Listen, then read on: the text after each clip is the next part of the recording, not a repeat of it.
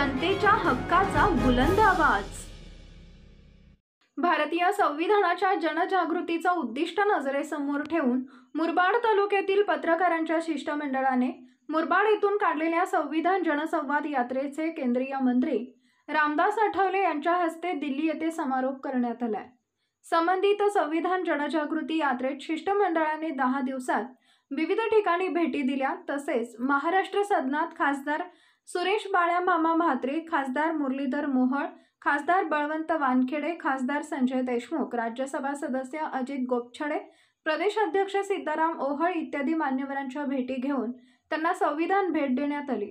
तर पत्रकारांच्या शिष्टमंडळात ज्येष्ठ पत्रकार चंद्रकांत धनगर, समाज बोरगे, नरेश मोरे, शंकर करडे, दिलीप पवार, विजय जाधव, सुभाष जाधव, चेतन पोद्दार व सुधीर शेळके यांचा समावेश होता।